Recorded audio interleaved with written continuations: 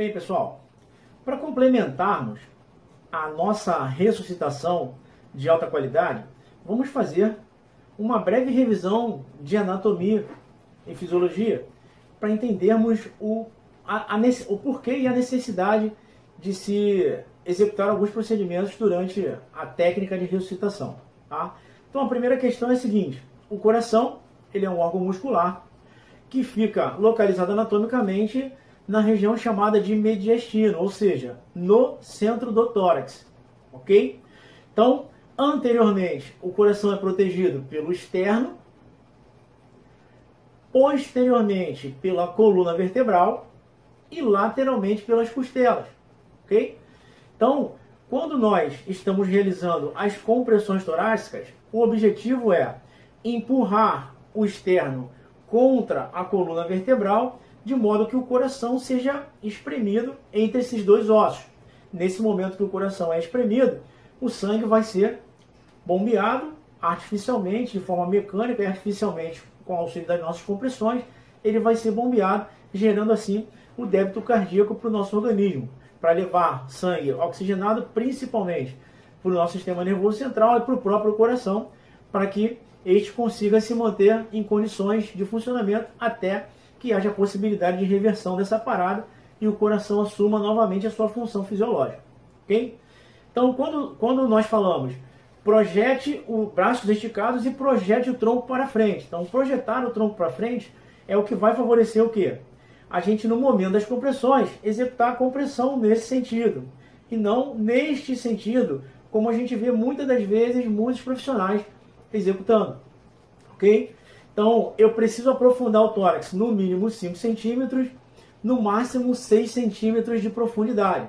Então, a recomendação é: se eu utilizar uma força superior, eu não vou trazer um efeito tão bom. Por quê? Porque eu vou estar exercendo uma força absurda e eu vou correr o risco de estraçalhar toda a estrutura do arcabouço do indivíduo. Porém, se eu executar uma força que não seja capaz de atingir no mínimo 5 centímetros de profundidade, o externo, eu não vou ter uma pressão satisfatória para espremer o coração e fazer com que esse sangue seja bombeado. Tá? Então, quando nós executamos as compressões, quando a gente empurra o externo contra a coluna vertebral, o que faz com que o tórax volte à posição inicial de um ser humano? As costelas, que protegem o coração lateralmente, estão conectadas ao externo e à coluna vertebral. Então, as costelas são em forma de C, então elas ficam arqueadas. Então, no momento que a gente comprime o externo, elas sofrem um arqueamento. No momento que a gente alivia o peso, elas vão voltar para a posição inicial.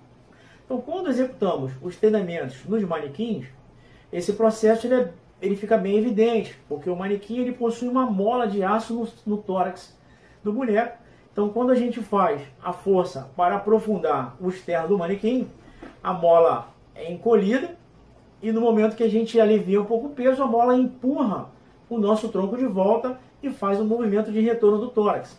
Porém, um ser humano não tem uma mola dentro do tórax, ok? E a relação de retorno do tórax de um ser humano em relação ao retorno do tórax do manequim é de 6 a 7 vezes mais rápido do que um tórax de um ser humano.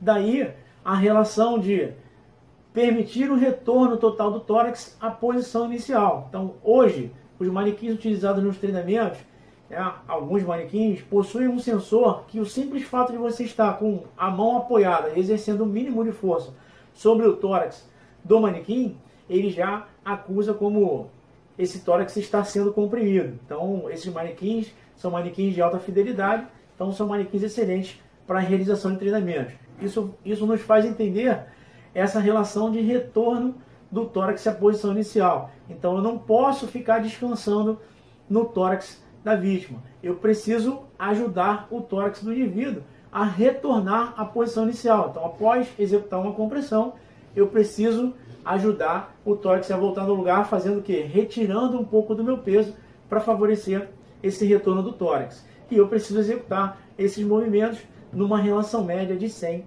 a 120 vezes por minuto, em média. Ok, pessoal?